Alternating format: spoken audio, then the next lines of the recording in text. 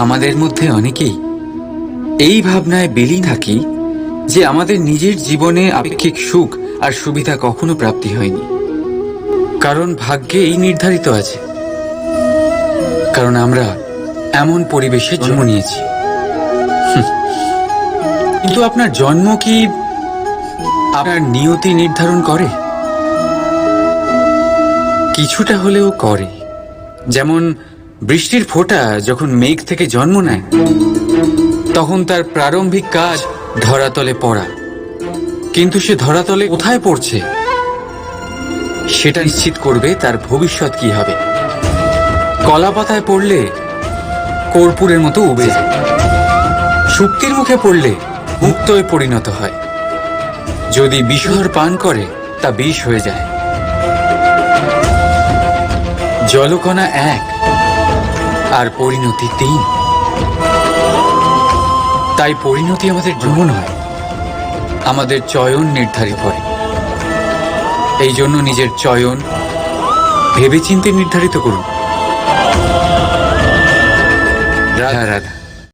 আমাদের কাছে প্রতিনিয়ত বহু মানুষ আসেন। কাউকে আমরা সময় দিই, আবার কাউকে আমরা তিরস্কার করি। কিন্তু তিরস্কার কখনোই করা উচিত নয়।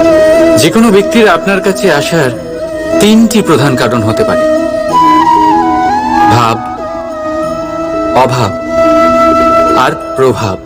যদি আপনার কাছে কেউ প্রেম ভাব নিয়ে আসে, তবে তাকে প্রেম দিন, সম্মান দিন। যদি কেউ আপনার কাছে অভয় আসে, তবে তার প্রয়োজন বুঝুন, আর যথাসম্ভব আপনি তার সাহায্য করুন। আর যদি কেউ আপনার কাছে প্রভাবের জন্য আসে, তাহলেও তাকে উচিত সম্মান দিন। এটা অত্যন্ত ভাগ্যের ব্যাপার যে কেউ আপনার প্রভাবে আছে। কিন্তু তিরস্কার কখনো করবেন না। তিরস্কার জন্ম এক কুণ্ঠাকে, আর কুণ্ঠা যে কাউকে আপনার শত্রু বানিয়ে দিতে পারে।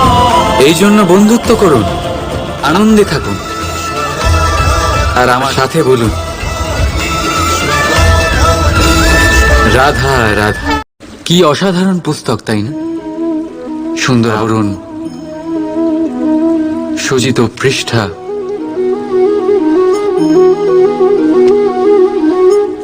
কিন্তু একে কি সত্যিই অসাধারণ পুস্তক বলে গণ্য করা যায়? এটাতে যা লেখা আছে তা কি সত্য, প্রেরণাদায়ী, আমাদের জন্য মূল্যবান? কি করে নিশ্চিত হওয়া যায় এই বিষয়ে?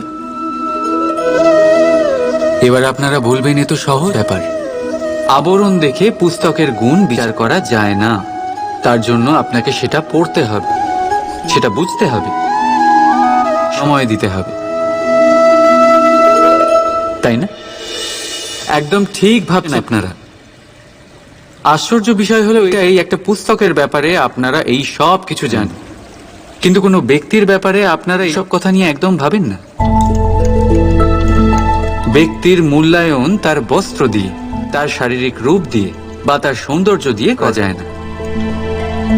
তার জন্য আপনাকে সেই ব্যক্তির মন পড়তে হবে, বুঝতে হবে, তাকে সময় দিতে হবে। তো আমরা কি করি? গঠন, রং আর সৌন্দর্য দেখে আকৃষ্ট হয়ে যাই, সেটাকে প্রেম ভেবে বসি। আর প্রত্যেক দিন কাউকে না কাউকে এটা বলতে শোনা যায় যে তার প্রেম কাহিনী সফল হল না, সে প্রতারিত হয়েছে। কিন্তু এতে দোষ আর কারণে স্বয়ং আপনার। আপনি সেই ব্যক্তিকে সময় দেননি, আপনি সেই ব্যক্তির বিচারধারা পরখ করেন। প্রেম কিছু মুহূর্তে তৈরি হওয়ার রন্ধন নয়, এর স্বাদ আস্বাদন করার জন্য আপনাকে জীবনভর সময় দিতে হবে। তাহলে সময় দিন, একে অপরের রূপকে নয়, আত্মাকে চিনুন, আর অতি অবশ্যই মন প্রসন্ন হয়ে বলে উঠুন রাধা রাধা। একটা শব্দ আছে যেটা আমরা মাঝে মাঝে অথবা অনেকবার শুনতে পাই,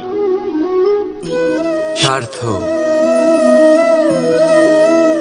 ওই ব্যক্তি স্বার্থপর, সে স্বার্থের জন্য খারাপ কাজ করে ফেলেছে, ইত্যাদি ইত্যাদি। সত্যি কথা বলতে কি, সংসার স্বার্থকে পাপ ভাবতে শুরু করেছে। কিন্তু স্বার্থ কি সত্যি ক্ষতিকর? না, স্বার্থ কথাটা এসেছে স্ব থেকে, অর্থাৎ স্বয়ং থেকে। মানে যে কর্মে শুধু স্বয়ংয়ের অর্থ আছে, শুধু স্বয়ংয়ের কোনো লাভ আছে, সেটাই স্বার্থ। এবার প্রশ্ন এটা হলো যে আপনার স্বটা কি? যদি আপনার স্বতে কেবল আপনি থাকেন তাহলে আপনি অবশ্যই স্বার্থপর। যদি আপনার স্বতে পরিবার থাকে তাহলে আপনি পারিবারিক। যদি আপনার স্বতে অন্য লোক থাকে তাহলে আপনি পরোপকারী। আর যদি আপনার স্বতে এই সংসার থাকে তাহলে আপনি পরমার্থী। তাহলে নিজের স্বার্থ থেকে দূরে যাবেন না, সেটার বিস্তার করুন। নিজের অস্তিত্বের বিস্তার করলে এই স্বার্থ নিজেই পরমার্থে পরিণত হবে। রাধা রাধা। এই প্রকৃতি সকল জীবের সৃষ্টি করেছে, ক্ষুধার প্রবৃত্তির জন্য সকলে উদর দিয়েছে, আর ব্যবস্থাও করেছে যাতে সকলে পরিশ্রম করে ক্ষুধা নিবারণ করতে পারে, তাই না? আর সংসারের সকল জীবের মধ্যে মানুষই সেই প্রাণী যারা ধন ও মুদ্রার আবিষ্কার করেছে, ধন অর্জন করতে শিখেছে। তবে আশ্চর্যের বিষয় হলো এই যে সেই মানুষই কখনো নিজের পেট ভরাতে পারে না। কেন? এর কারণ হলো লোভ। এই সংসারে যে কোনো প্রাণী, তা সে শাকাহারী হোক বা মাংসাশী, সেইটুকুই স্বীকার করে যাতে সে বাঁচতে পারে, কিছু জমিয়ে রাখে না। কিন্তু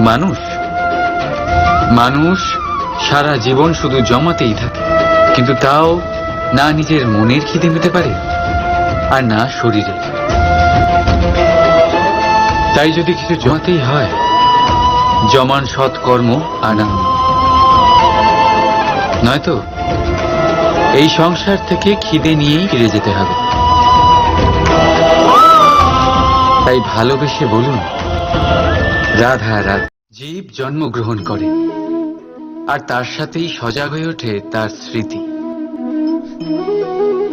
স্মৃতি বড়ই শক্তিশালী, তা থেকে হয় বিচিত্র অনুভূতি। সব সময় আপনার সাথে থাকে, আপনার সাথে যা যা ঘটে সেটা কোথাও না কোথাও কোনো এক স্থানে সঞ্চিত থাকে। কিন্তু কখনো কখনো আমরা ভুলে যাই যে এই স্মৃতি আমাদেরই। তাই এর মধ্যে আমরা কি রাখবো আর কি মুছে দেব তা আমাদের উপরই নির্ভরশীল।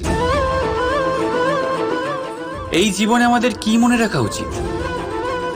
সুখ, আনন্দের মুহূর্ত, সেই মুহূর্ত যেখানে আমরা উপকৃত হয়েছি, সেই মুহূর্ত যখন কেউ বন্ধুত্বের মর্যাদা দিয়েছে, সেই মুহূর্ত যখন আমরা কাউকে আনন্দ দিয়েছি। কিন্তু আমরা কি মনে রাখি? নিজের দুঃখ, কষ্ট, সেই মুহূর্ত যখন কেউ আমাদের সাথে খারাপ করেছে, সেই মুহূর্ত যখন কেউ শত্রুতা করেছে। আর তারপর এই স্মৃতিগুলোই আমাদের তাড়িত করে প্রতিশোধের জন্য। তাই আমাদের কি বলা উচিত, আমাদের কি মনে রাখা উচিত, তা আমাদের উপর নির্ভর করে।